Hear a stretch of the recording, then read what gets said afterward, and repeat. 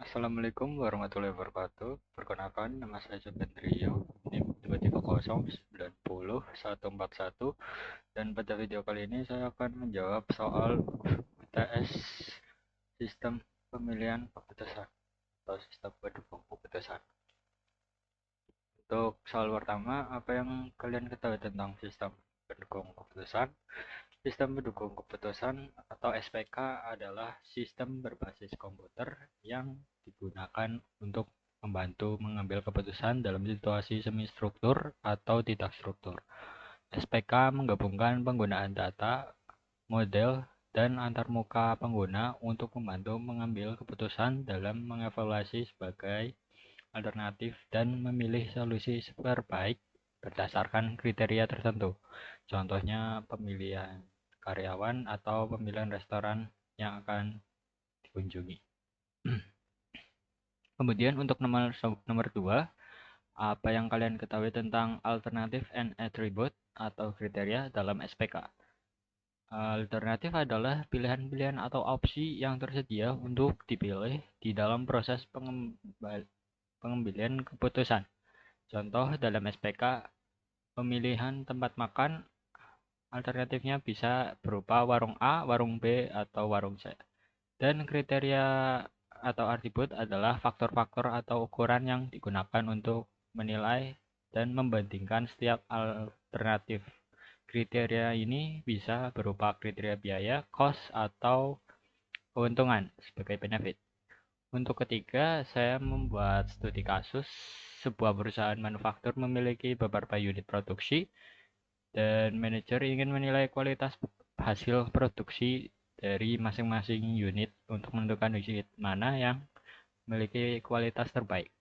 Untuk alternatifnya, pertama ada unit produksi A, B, C, dan D. Untuk kriteria penilaiannya, tingkat kecacatan produk yang artinya cost semakin rendah semakin baik, dan presisi ukuran produk benefit karena semakin presisi semakin baik.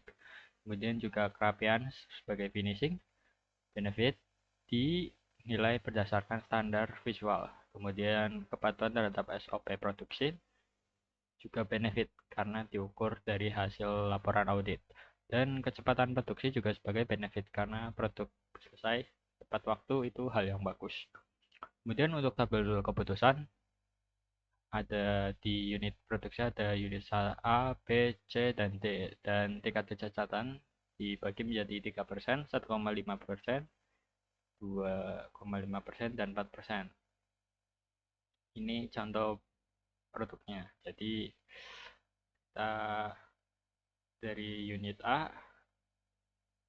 yang punya kecacatan 3%, kemudian untuk presisinya tentu presisi, kemudian juga benefit kerapiannya rapi dan sesuai SOP. Kecepatannya juga cepat produksinya. Kemudian untuk unit B 1,5% dan itu ketika kecepatannya presisi juga dan rapi sesuai presisi sesuai SOP dan sangat cepat. Untuk unit C 2,5% tingkat cacatnya dan juga presisi cukup rapi dan tidak sesuai SOP. Jadi prediksinya lambat. Kemudian unit D 4% cacatannya tidak presisi, tidak rapi dan juga tidak sesuai SOP dan sangat lambat. Jadi ini produk yang kurang baik ya unit D.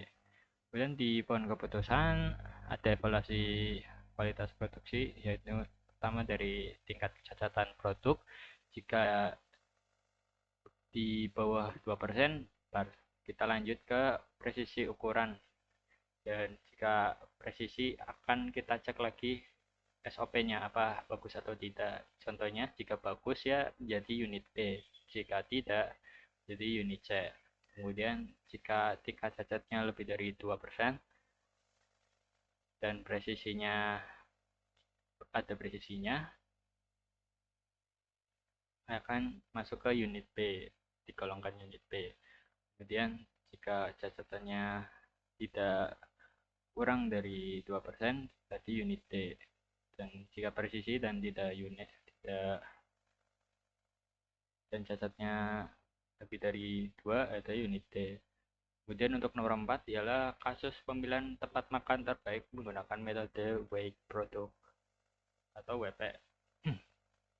Untuk kriterianya ada C1 sebagai harga makanan, kemudian cost dan bobotnya 0,3. Kemudian C2 untuk rasa makanan, tipenya benefit dan bobotnya 0,4, dan C3 adalah kebersihan tempat, tipenya benefit dan 0,2 bobotnya. Kemudian C4 jarak dari kampus yang tipenya cost dan dengan bobot 0,1. Untuk alternatif A1 adalah warteg sejahtera dengan harga 10.000 dan rasa 8 dan kebersihan 6. Jarak tempuhnya 0,5 km. Kemudian untuk A2 ayam geprek dengan harga 12.000, kemudian rasanya 9 dan kebersihannya 7. Jaraknya juga dekat 0,3 km. Kemudian A3 bakso Pakumis memiliki harga 9.000, rasanya 7 dan kebersihannya D8, jaraknya 1 kilo. Kemudian di A4 nasi goreng Mbah Sri dengan harga 11.000, rasanya 6 dan kebersihan 7, jaraknya 0,7. Dan berikut penghitungan mulai dari sektor S yang dibulatkan, kemudian ada nilai vektor V. Kita lanjut ke Excel-nya.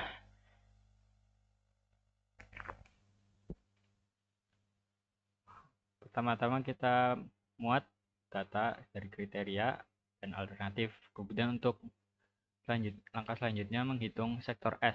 Sektor S menggunakan rumus harga dikali pangkat, bukan begitu. Maksudnya harga pangkat bobot kos. Kemudian dirasa dikali pangkat 0,4 kebersihan dikali 0,2, kemudian jarak 0,5 dikali, bukan dikali sih, di 0,5 pangkat 0,1, kemudian dikali segininya dan ditemukanlah hasil nilai S. Kemudian untuk nilai vektor P menggunakan rumus nilai S ditambahkan semuanya, kemudian dibagi nilai SI. Jadi SI per jumlah S. Dan hasilnya ini untuk ayam geprek 0,26, kemudian warteg di 0,24, di bakso 0,25, dan di nasi goreng 0,23. Jadi berdasarkan data dan metode tadi, alternatif terbaik adalah 2A, yakni ayam geprek mantap dengan skor PP tertinggi yaitu 0,26. Dan berikut video yang bisa saya sampaikan. Terima kasih. Wassalamualaikum warahmatullahi wabarakatuh.